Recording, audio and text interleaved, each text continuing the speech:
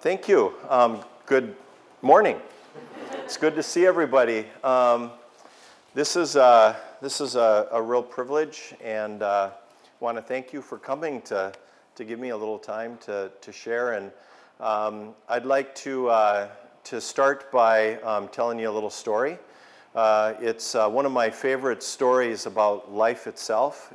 It's about a guy who was unemployed, and he was really struggling with making ends meet. He wasn't finding a job very quickly, and he kept watching the newspaper to see.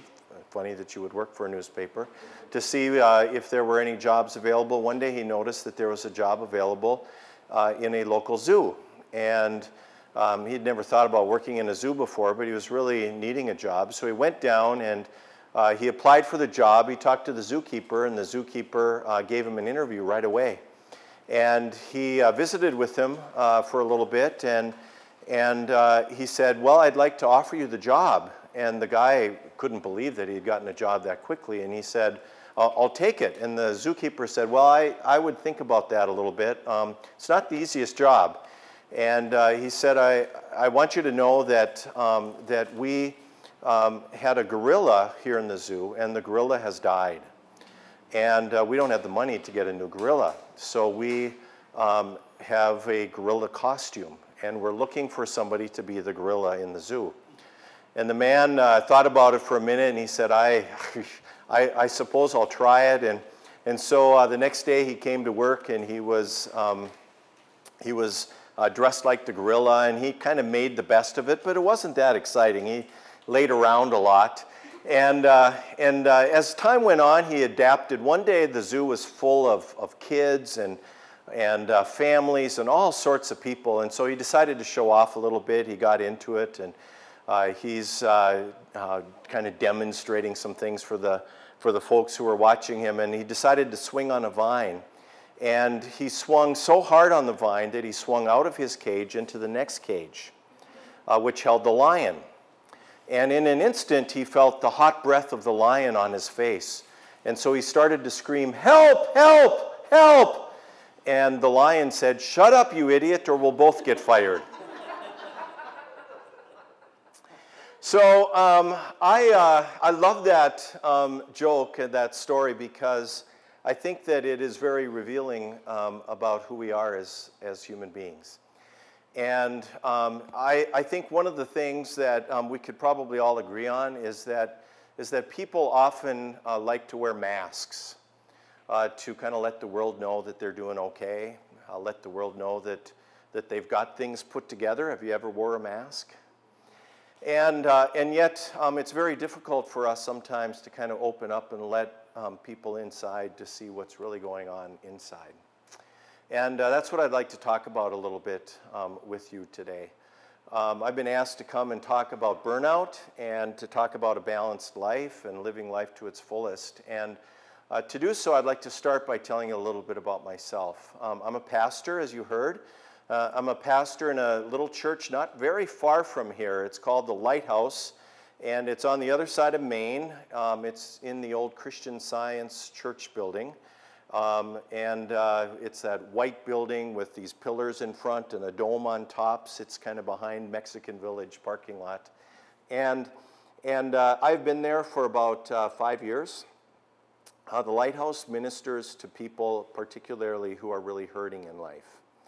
And we have regular church people. We have non-church people.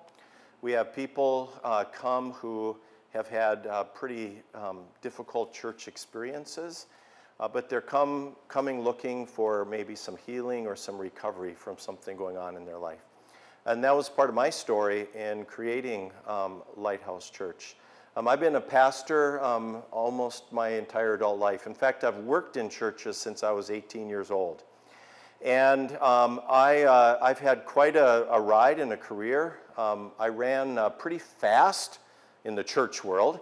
I was a pastor of a large church in South Fargo for almost 20 years. And the church had grown to be a big church, a lot of families, a lot of kids, a lot of dynamic ministries, a big staff. We had a big daycare, after-school program, and in that particular church, we had about 40 to 50 staff, so we had, a fairly big operation.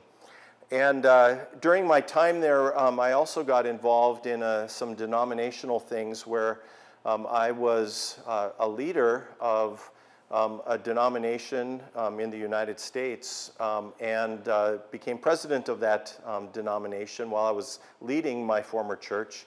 And so I was also traveling around the country a fair amount and doing a lot of speaking and a lot of meetings in regards to that. And so I ran really hard. And in my 30s and my 40s, I was, yes, I'm older than that, it's hard to believe. In my 30s and my 40s, I really started to wear myself out. It's kind of interesting because people told me they were concerned about me burning out. And I knew all about burnout. I knew the risks of pastors in particular for burning out. And I assured people that I was kind of above that. I didn't say that as arrogant as I just did, but I just kind of assumed I was above that. And one of the things that I realized is that we don't really always understand what burnout is or what's going on in our life. At the same time, I began struggling with alcohol fairly seriously. And I had a growing use of alcohol to kind of self-medicate and shut my brain off a little bit, and a growing sense of burnout, and those imploded together. And I was asked to leave that church after almost 20 years. That was the lowest and darkest period of my life. I went to an alcohol treatment center for the second time in a kind of a short window of time, trying to get a grip on my life. And what I started to learn is that oftentimes things like alcoholism or drug addiction or food addiction, or we could maybe list a lot, gambling addiction, a lot of these issues, there are often secondary issues in our life that are actually dealing with other deeper issues that we are going through. And so I decided that I needed to start really looking inside of myself, and I started going to a counselor very regularly. And I realized that I had some deeper issues that go all the way back to my childhood in regards to how I kind of manage myself, and that I also had really burned myself out. And I began to study burnout, and I was telling Brian, I think, not Keith, but I think Brian, that I've had the opportunity to do some workshops. Usually it's been in the medical profession because there's huge need for education on burnout in the medical profession. I started to research burnout, and I learned a lot about what burnout is. And so I want to share a little bit that with you. Usually when I talk about this stuff, it's over a long period of time. So I've really tried to condense stuff for you today. So I'm going to give you a lot of information, okay? And I thought that I would start by sharing just a little detail about what burnout is, and then talk a little bit about how I've kind of rearranged my life, okay? But the most important thing that I want to share about burnout is that the kind of burnout that I'm talking about is different than the burnout that we often hear about. You know, you maybe have even said the words yourself. You know, you're kind of at the end of a week that's just exhausting, and if you have kids, maybe the kids are driving you crazy, and now you've got work over the weekend or whatever it is, and you're just thinking, oh, I'm just burned out. And obviously, that kind of a burnout has some risks for us, especially if it's not attended to. The kind of burnout that I'm talking about is more of a clinical burnout, where if you let these things go unchecked for a long period of time, and if you don't manage some positive self-care, you will end up in a place that is hard to return from. And so let me share a couple of things about burnout. First of all, a couple of definitions. I have two definitions that I came across that come actually from the medical world. The first is this definition of burnout: an experience of physical, emotional, and mental exhaustion caused by long-term involvement in situations that are emotionally demanding. one of the things you'll learn about burnout is that the more you work with people, or if you are in the service industry of some sort, you are much higher at risk for burnout. Here's a second definition that I found was helpful. Burnout is the index of dislocation between what people are and what they have to do. It represents an erosion in values, dignity, spirit, and will, and an erosion of the human soul. It's a pretty bleak picture, isn't it? One of the things that I found in my own journey is that when you really are suffering from burnout, you begin to function in ways that are so counter to your own values and personality, which is exactly what that definition says. For example, one of the things that became real in my life is that alcohol had become a way of medicating myself, not only kind of at the end of the workday, but during the workday. I would never in my life have dreamt that I would ever be at that kind of a place. And so somehow we begin to maybe compromise some of the values when we are really burnt out that are really kind of core to who we are. So let me share a couple of other things. This is just a little cartoon. You probably can't even see it. What does it feel like when you're burnt out? That's a dog sitting up gazing at the moon saying, moon, shmoon. It's like nothing kind of gets you going anymore. Have you ever felt that way? Like, yeah. You know, the things that used to excite me or energize me, they just don't. So 3 components to burnout. The first is emotional exhaustion, and that can demonstrate itself in a couple of ways. It can be heightened emotions, where all of a sudden you're a lot more emotional than you ever were before. And you know, you're kind of doing things that really aren't in your character. One of the things that I realized, I grew up in a home where there were no, I'm going to talk about that in a little bit, but where there were very few feelings and emotions shared. And for that last year or two, I kind of became huggy. And I'm not a big hugger, you know, but I had this emotional need to somehow connect with people that was odd for my personality. It also sometimes happens that you become void of emotions and that you just don't feel anything. Moon, shmoon. That's kind of that sense. Depersonalization.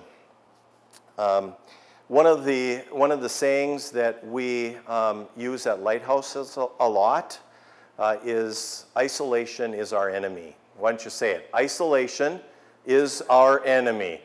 If anything else, tuck that in the back of your mind, because if you struggle with anything in life, chances are you're going to be tempted to isolate. And isolation is your enemy. It's the worst thing you can do. And I remember coming to work that last year, and even, you know, even at times when I was trying to deal with my alcohol use and maybe had been sober for a period of time, because I didn't drink all the time or every day, I remember coming to work and I remember shutting my door. And then I'd come out at noon. And you know, I'd do something, and then I'd go back and I'd shut the door. I didn't really want to deal with people. One more, lack of personal accomplishment. I found that I was maintaining. I was just trying to keep my head above water. And so the things that you used to do, maybe that you found pleasure in, become much more difficult. I'm just going to share this really quick, and I probably should have, you know, brought a handout for you, but some of the development of depression is pretty consistent among people, and I'm just going to kind of read through them really quickly. Concentration, resentment of timekeeping, insomnia, uncooperative indecision, productivity, frustration, avoidance, guilt, isolation, apathy, denial, paranoia, amnesia, libido, irritability, withdrawn, depression, aggression, inappropriate behaviors. And it's almost like this is a progression, And when people find themselves in these, which I was, you are really in an unhealthy place. You know, we come towards inappropriate behaviors like self-medicating to kind of get through the day, or finding your boundaries with other people beginning to erode. And so if you see yourself in any of those places, maybe we should talk afterwards. I'll give you my card.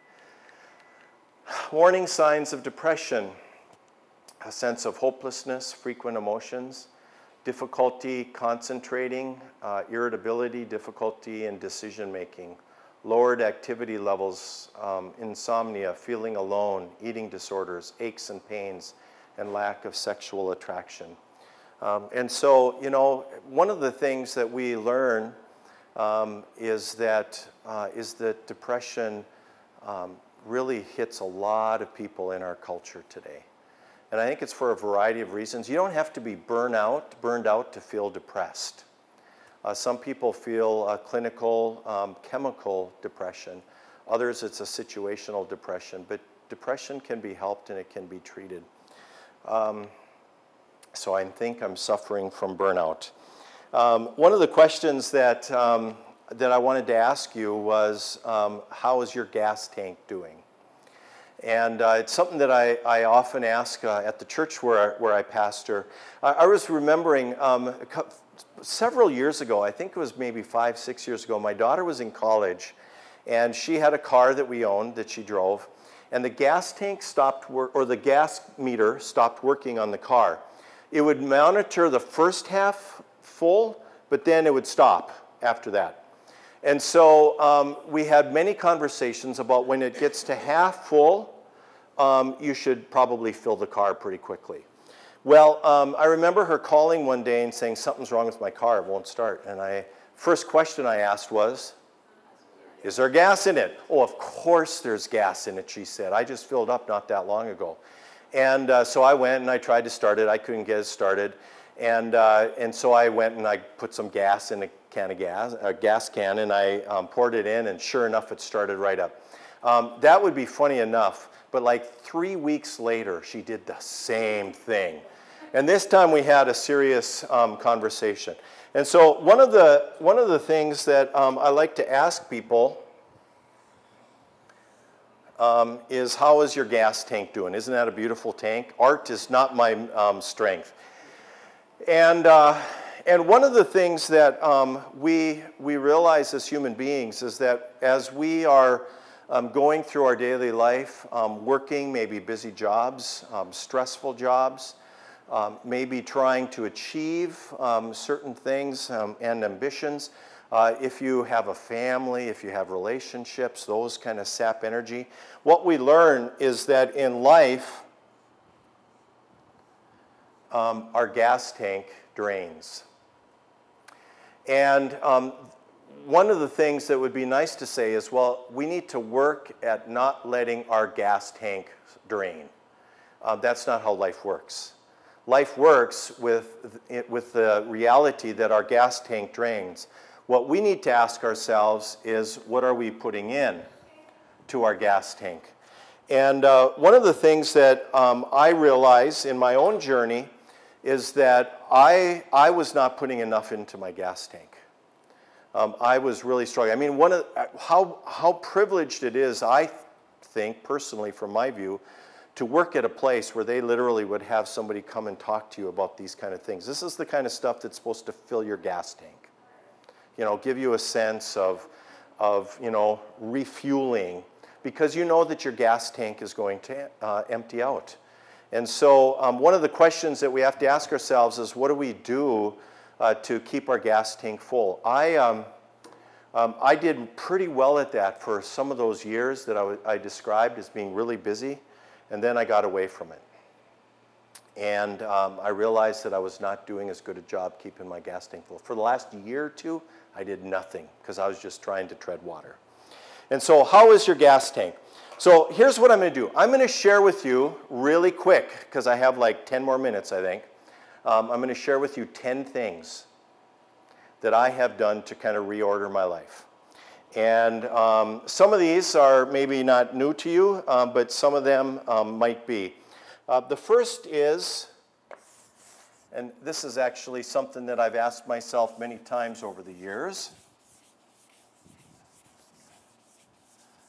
Okay. Not the greatest eraser.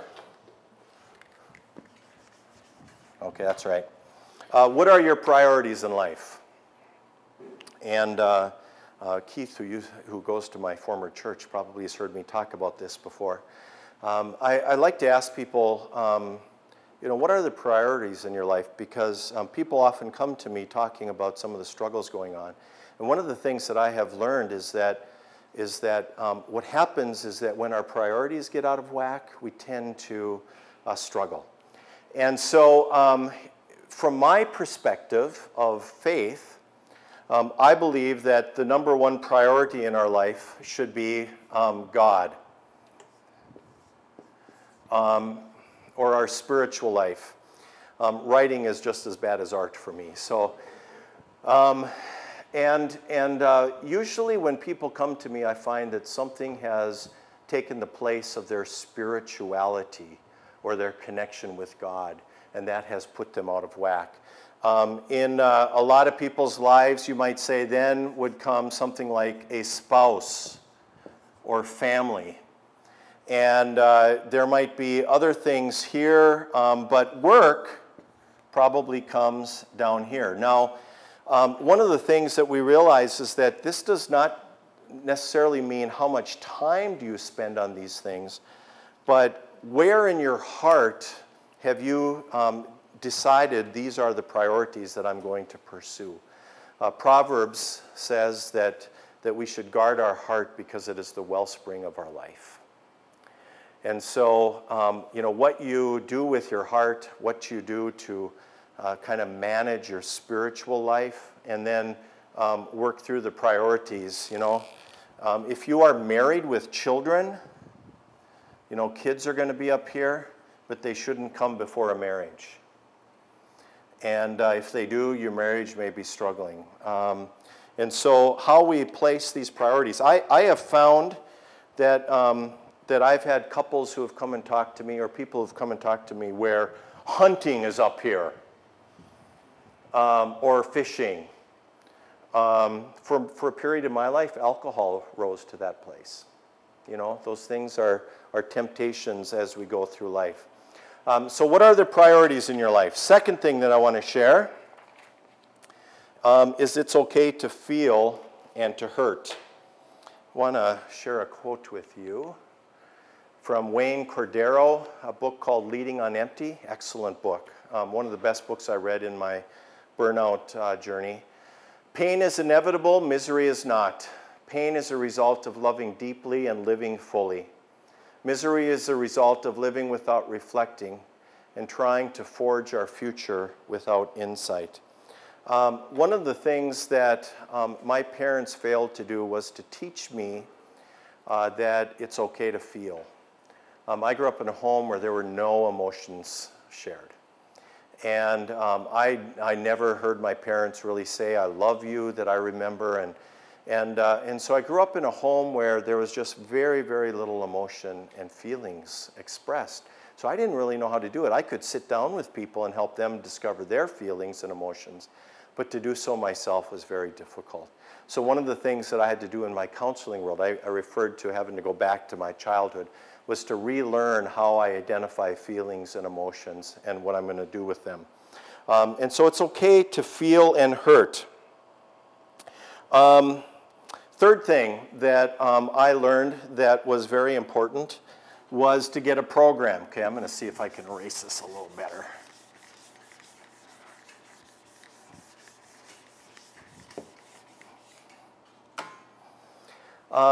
One of the things that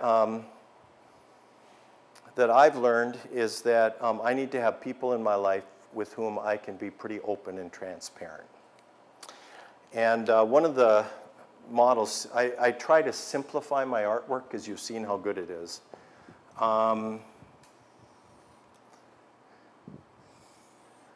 That's a heck of a triangle, isn't it? Thank you. So I like to use a triangle to demonstrate what this is. I've used the triangle to demonstrate the need for people in your life at various levels and various levels of transparency. And so the top level, here at the top of the pizza slice, if you ask me, is kind of a life community that we need, a place that we call home. Sociologists talk about everybody needing a third place. Like you've got your home, you've got your workplace. Everybody needs a third place. Some of you are old enough to remember the sitcom Cheers, you know, and you remember even the song, everybody what? Knows your name, yeah. And so, you know, there's this sense that we need this place that we kind of are known. And in my business, we try to create the church to be that place. But I want to suggest to you that everybody needs a third place. Everybody needs kind of a community of people. If you're a person of faith, statistics or the Bible kind of shares that the statistic that there were probably about 500 people who were following Jesus around. But you don't necessarily share everything in your life with all those people, do you? Everybody, I think, needs this level of community too, where there is kind of a group of people that I share more in. And so, you know, in churches often they'll talk about small groups or trying to get connected with people. There's all sorts of support groups if you're dealing with something. Jesus, out of my reference again, had 12 disciples that he shared a lot more with. But here's the key. Everybody also needs, from my perspective, one or two or three people that they can pretty much share anything with. They might be accountability partners. They might be people that are able to really walk with them and not judge them when they're struggling with something. I never had that. Never had that. Do now I have all three of those in much healthier ways. And so, you know, I actually believe that that one of the benefits of my struggle with alcohol is that I now have a program to work. I have a community of people who have been through similar things, who I can relate to and who understand some of the stuff I'm going through. That may not be your issue at all, but if you have an issue, and I'm 56 now, I haven't met anybody without an issue. If you have an issue, maybe you're able to connect with somebody who has some ability to connect with you and support you. All right, fourth thing I wanted to share, choose gratitude. Pretty self-explanatory, very important in my life. Every day you wake up, you have the opportunity to be thankful or to be resentful, to be focused on the blessings in your life or the struggles in your life. And I have chosen to choose gratitude every day. And I start every day journaling, and I usually try to write some things that day that I am thankful for. Choose to live an intentional life. I have a slide here, I think, if I remember correctly. 4 courses of life that we can take.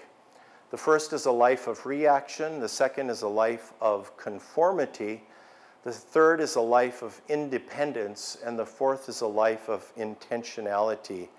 And I have chosen, especially in these latter years now, to choose a very intentional life, that I am trying to live my life with a great deal of purpose and not fall back into some of the things that I used to deal with. So, for example, one of the things that I do is I say a prayer every day. Remember, I talk out of a faith perspective. Give me the eyes of Jesus, because I want to be able to see people like Jesus saw people and not judge them. One of the most profound things about Jesus, whether you're a person of faith or not, is he was able to deal with people just as they were, without judging them. And here's this person, from my biblical perspective, 100% pure and righteous. And it was all sinners who wanted to hang out with him because they felt a level of acceptance. If you're ever to come to the Lighthouse on a Sunday morning or during the week for one of our programs, you will be amazed at the diversity of our church because we have created an environment where everyone is welcome and you can come in and not be judged. A quote, a good person first arranges inwardly the things to be done outwardly. Thomas à Kempis. All right, just a few more. Boundaries, set boundaries. I have learned to do that in a much healthier level. I've learned in my recovery life that it's my job to take care of my side of the street and it's your job to take care of your side of the street. And so I'm going to really be intentional about worrying about myself and maybe helping you, but I can't control your life. One of the most profound things I heard about boundaries, especially in regards to my work life, was from a senior pastor. I heard it a number of years ago. He said that for some professions, especially ministry, and I don't know if it pertains to you, you have to decide two things. First of all, when is the end of your workday? Because if you don't determine when the end of your workday is, it will never come. And he said, when is the end of your work week? And if you don't determine when that is, it's never going to come. And so one of the things that I have set from a boundary perspective in my life is when I'm done with work, I'm done with work for the day. And I've determined that Sunday night when I go home around 8:30, I'm done with my work week for at least a day or two before I get back in the swing of things. Number 7, what do I want to be when I grow up? I'll just breeze through these really quick. 4 key questions for the future. 1, how do you want to be seen in 10 years? What do you want to be good at or known for? What kind of personality do you want to have? And what do you want your family to look like? We could just kind of talk about that the rest of the time, but we don't have any more time. So, okay,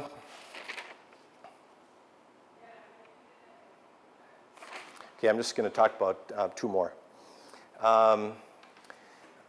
One of the things I've had to learn to do is to ruthlessly eliminate hurry from my life. And that's been one of the most profound lessons that I've learned in my journey. That I need to take time. And that doesn't mean just kind of saying no to some things. It means taking time to be with people when I'm there. And last thing I'd like to share is don't let your mistakes define who you are. That's a theme of our ministry. Whether that's in your work or it's in your personal life, don't let your mistakes define who you are because you are not the sum of your mistakes. And you are a person who has been created and by God who loves you. One of the things that I kind of, I don't like hot, humid weather. In fact, you can tell I'm kind of sweating now. I'm not a heat and humidity person. Anybody here a heat and humidity person? Yeah, oh, geez. And the older I get, the less I like the extremes. But I was reflecting the other day that in the middle of January, February, everything around here is ice. And it's kind of nice to have green stuff. And I remember the feeling in the middle of winter sometimes that I don't think spring's going to come this year. Have you ever had that feeling? And one of the things that I have learned in my 56 years of life is that spring has come every year. It's come every year. And there was a period in my own burnout and my struggles that I wasn't so sure that spring would ever come in my soul. As much as I worked, as much as I tried some things, I was still struggling in a lot of ways. And one of the things that I had to learn was to just kind of surrender and in my own life let God do for me what I could not do for myself and find some healing in my life. And sometimes people ask, how long does it take to recover from burnout? The statistics say that it often takes 6 months to a year for your serotonin supply to replenish itself. Serotonin is that brain chemical that that gives you a pleasured feeling. It's built back up when you rest. It's depleted when you are working hard or when you're stressed. And if you have really clinically burnt out, it takes a long time for it to come back. It took me 3 or 4 years. And I could tell that all of a sudden I was feeling energy again. And I was feeling creativity. And I realized that the only way I was going to, continue that was if I try to continue to reorder some of the things in my life. So it's been a pleasure to be with you, and I'll answer any questions if you have any questions, and then I suspect you have to go back to work.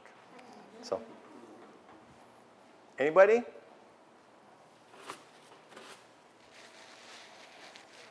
that the full list of 10 you have? No. Yeah, I skipped because I was running out of time. I knew I was going to be too long. The one that I skipped was ask what gives you energy. The way we're wired is that, I'll take a minute for this since you asked. There are things that you do that energize you, like in your work. I would, in fact, no offense, but if you don't have any part of your job that's giving you energy, you should look for a different job. And so there are parts of our work life and the rest of our life, but our work life that gives us energy. Like somehow I feel invigorated when I do it. For me, it's often speaking or teaching. But one of the things we have to do is kind of discover what that is. Then there's going to be things, so what gives you energy? And then there's going to be things that are static. And the things that are static, they don't give you energy, but they don't drain you from energy. And then there's going to be things that sap your energy. Every job has some of those things that's going to sap your energy. But the goal in life vocationally should be, how can I eliminate some of these that are sapping my energy and draining my energy? And when I have to do them, how do I recover from them? I'm going to continue to do some of these that maintain my energy, but I really want to focus on and make sure that every week or even every day I'm doing some of these things that actually energize me. So I don't know if you can think of anything that, boy, when I do this, I just kind of come alive. When I was burnt out, I didn't have any of those anymore. So that was the one I left out for one reason or other. So. Yes, sir. Well, just a couple of personal questions. We're going to ask where you were born and raised. Yeah. And also which church were you in town in? Sure. I was born and raised in Bismarck. So I've lived almost my entire life in North Dakota, except for some schooling. And I was at Atonement Lutheran Church in South Fargo, way down by Rose Creek. Yep. What time is the Sunday service over at the White House? 9 and 10:30, 10:45. Yep, 9 and 10:45. Yep. Yeah. Especially if you're a churchgoer, honestly, it's a unique experience. It's not like anything that I've ever been to, and I've been to a lot of churches. And so, especially if you come at 10:45, it's one of the more diverse communities that you will walk into and that I've experienced in Fargo-Moorhead. So it's pretty unique, yeah. I don't think anybody here has been there, have they? Yeah, okay. Thank you. Thank you. Yep.